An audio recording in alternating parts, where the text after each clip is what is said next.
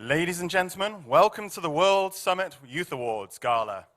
Please welcome on stage Miss Nkendlin Owaja from Nigeria and Mr. Anshul Tewari from India.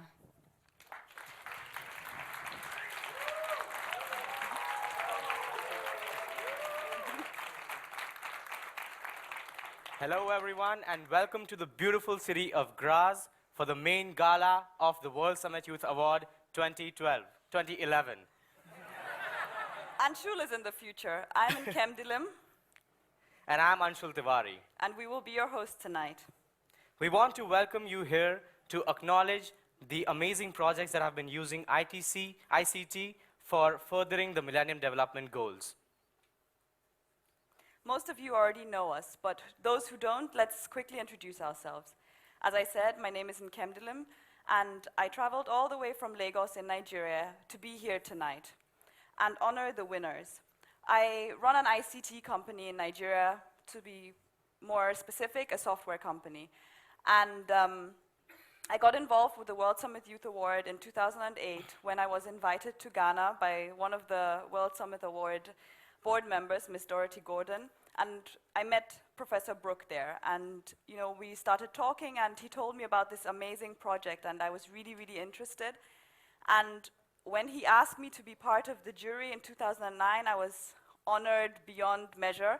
I cannot even tell you how much. And since then, I have been on the jury, and now I've actually been promoted to being a board member. And as a producer and programmer, I can just not even put into words how excited I am tonight. Because there is hardly a day where you get recognition for what you do. The projects that we see here tonight, it's not only internet e-content, they're applications, mobile apps, all sorts. And they're not only pieces of software, but they do something good. And that is something that I think is absolutely amazing. And I travel from New Delhi, India, and run an organization called Youth Ki Awaz, which is one of India's largest online platform for young people to express themselves on various issues. I was also one of the winners of the World Summit Youth Award in 2010 for the category Education for All. It was a fantastic experience being in New York last year for the award function. And I was really excited when I got to know that I'm also on the jury of the 2011 World Summit Youth Award. And the reason why I'm here is because, like Nkemdilim, I realized that it's really important for young startups and projects that are using new media to further social causes to get recognition, the right kind of recognition in the right way. And I think the first step towards moving forward in the right direction is recognition. And that is why I'm here to support the World Summit Youth Award. Before we start acknowledging all the winners with their beautiful projects, we would like to ask the chairman of the World Summit Youth Award, Professor Peter Brooke, on stage.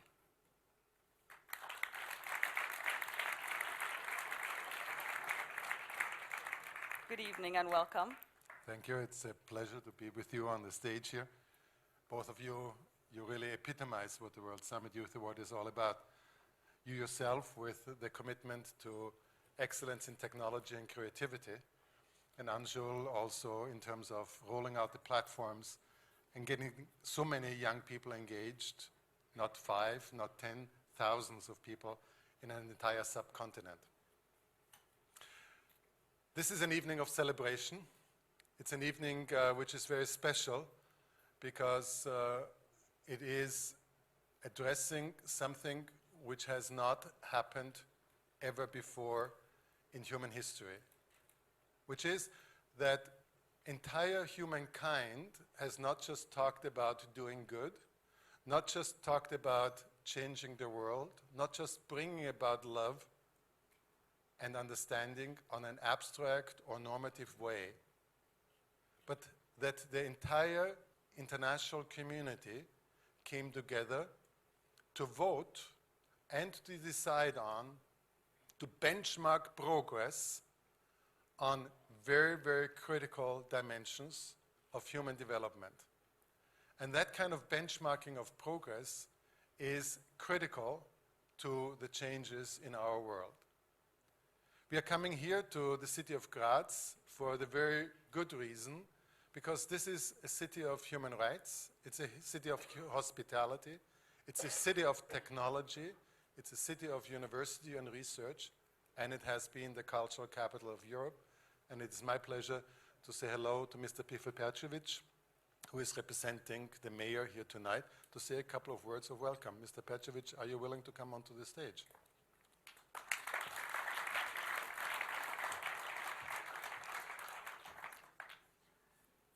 You are working on the city council and the city parliament, and you are leading the party of the mayor in the city parliament. And you were also quite influential in getting the city organized and helping the city to create it a UNESCO City of Design. What's the vision behind that? At first, let me welcome you on behalf of the city of Graz. It really is a great pleasure for me, together with my colleague of the city parliament, Dominic Neumann. We welcome you on behalf of our mayor. We are very pleased to have you here. And by the way, real congratulations to all the winners and the runners-up. Really, what the host from Nigeria and India expressed, you deserve the recognition for what you did. And what we want to do with having become a City of Design, the title from UNESCO, is going further on the same way, to network by the means of internet, of all the modern ICT devices. But let me say, you never can replace the personal meeting. Keep this, please. You can improve the contacts afterwards, having met, but you can't replace it. This is our conviction. So we City of Design, we have a comparable good and excellent creative industry sector. And with this network of Kobe, Nagoya, Shenzhen, Saint Etienne, Berlin, Buenos Aires, we want to improve the connections in that field of arts and design, of creative industry, for the benefit of the mankind in the developed countries and in the developing countries. Thank you. I know that in the last 2 days, through the collaboration which took already place here, many of the things took already place within the lives of the winners here and the runner-ups. And so I can ask you to relate back to the mayor and also the other people in the city parliament that actually your hospitality has already had a great impact. So thank you very much again for hosting us here.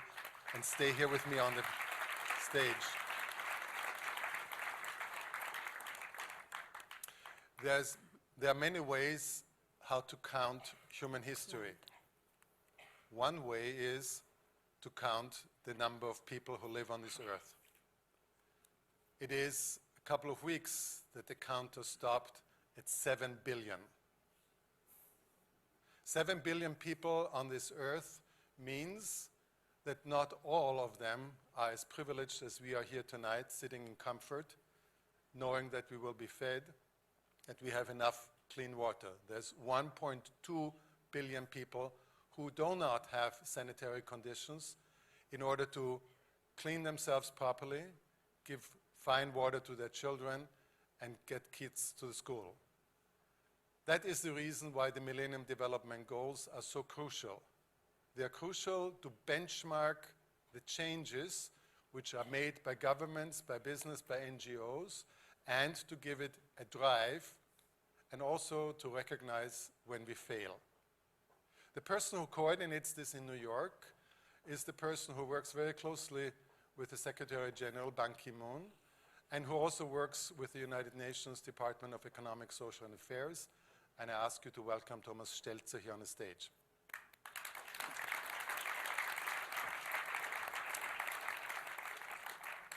My right side is the nice side. That's the side in the sun. Thomas Stelzer, you are coordinating the ministers of the United Nations, the 29 principals who come together for the Chief Executive Board, and you organized also the Millennium Review Summit. Many people say we will fail with the Millennium Development Goals. What do you actually do to accelerate implementation? Well, first I want to say that we shouldn't overrate the role of the United Nations. Many people expect too much of the United Nations.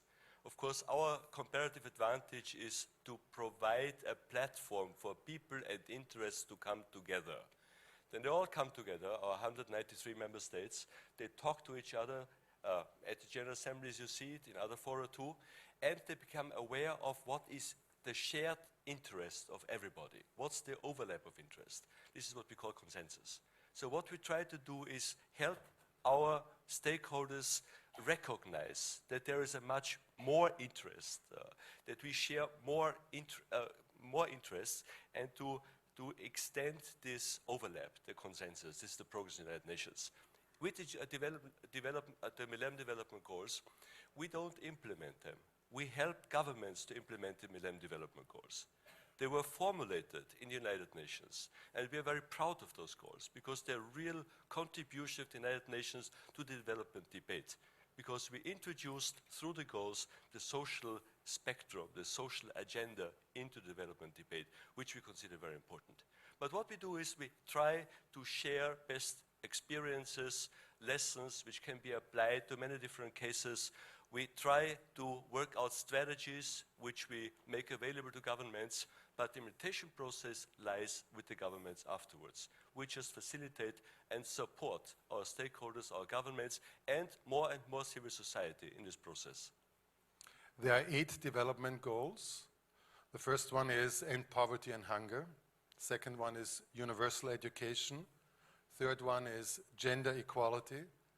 The fourth one is child health. The fifth one is maternal health.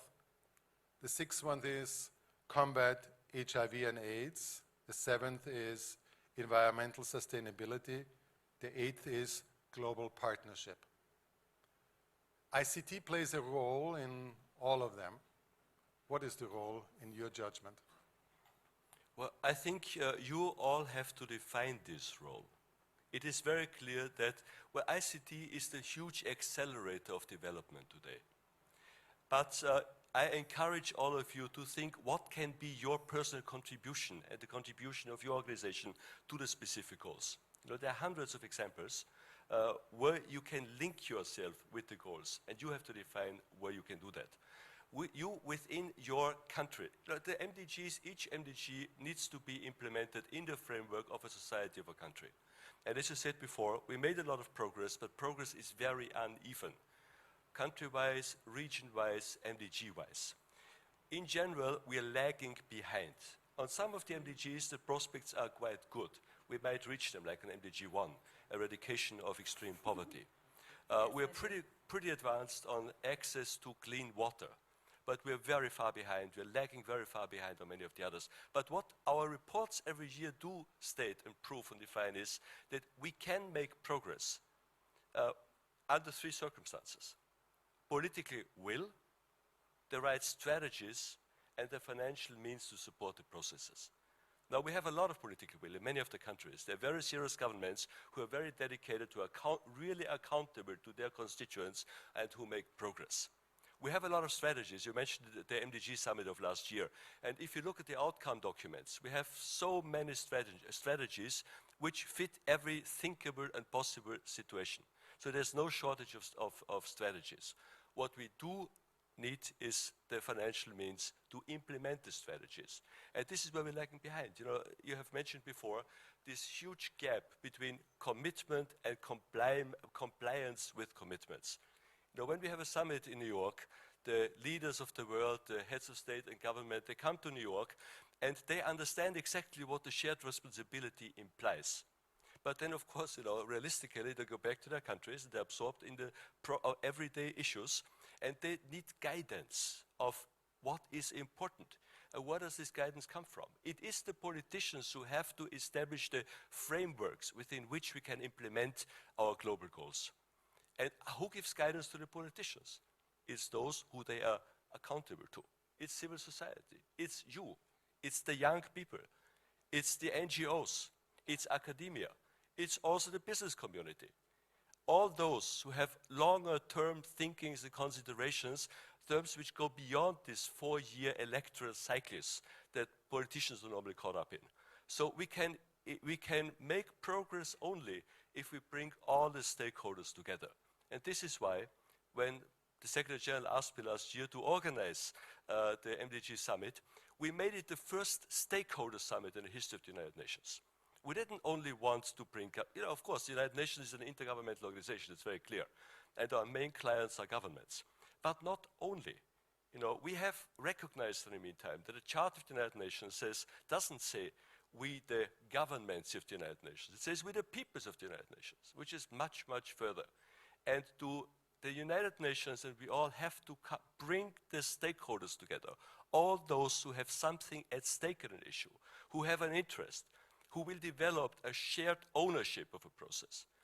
If we leave it to the politicians, the achievements of the United Nations become dead wood. Nobody implements them. And we have ample examples of that. To make sure that we implement the great success of the MDG Summit last year, we really have to go beyond the summit. We have to see what is the outcome, what are the opportunities, and how can we all contribute to implement this, the outcome. We have 4 more years to go until 2015. 2050 world will not stop.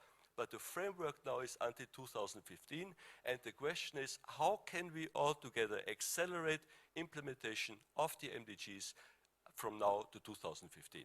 And we have to do it, and we cannot take one of the MDGs out. They're all interlinked. We will not resolve one issue if we don't make progress on the other one. We will not resolve child mortality without resolving access to sanitation. Waterborne diseases are a main reason for child mortality. We will not resolve the education problem without access to sanitation for women, because parents don't send the girls to school if there is no separate bathrooms. We will not resolve MDG 1 without creating opportunities, jobs. You have mentioned the population. You tell me when I'm talking too much, okay? I think, but I think that I promised you don't have to give a speech. You're giving a speech, but you don't have a script, and therefore you get some applause in between. Let's have applause.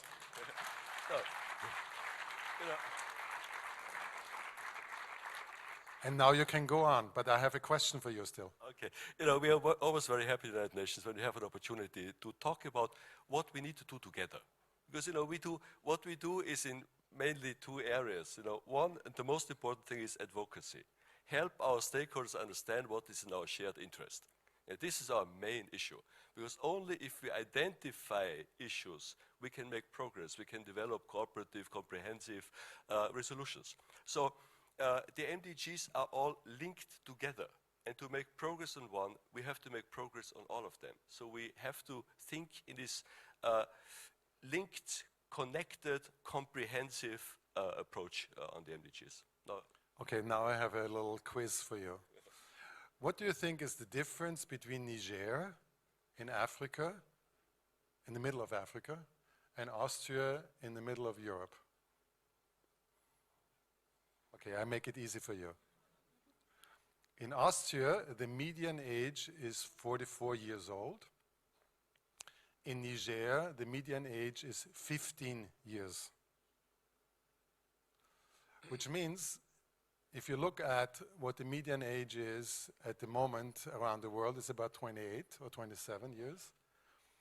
I venture to suggest to you that the 3 factors which you have said for success needs to be augmented by a 4th. It's not just to get governments to act and to make politicians work.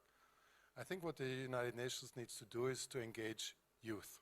Absolutely. And this is what I offer you tonight, is to take back the examples of what young people do, not in terms of strategy, but in terms of action. And I think this will mesmerize this, and I suggest that you and I talk at the end of this evening one more time and continue this conversation. Is this okay with you? Thank you very much. Yes, yes. No, but I want to say one thing, please. I want to congratulate the organizers of this Congress here. The team is it's not only active, but it's focused, it's full of enthusiasm, and very convincing. It was so convincing they had no chance not to be here tonight, in spite of my schedule, and I'm very happy to be here with you and sharing this with you and working with you, because I really think that young people and engaged people are not only the future of the world, but they are the most important stakeholders for all of us, that we make progress together on issues that we share. And they have one more advantage over you and me. They know how to use IT. And that's the reason why we're here. So Nikendelim and Anju, take it away. Please show us what the projects are. Thank you very much.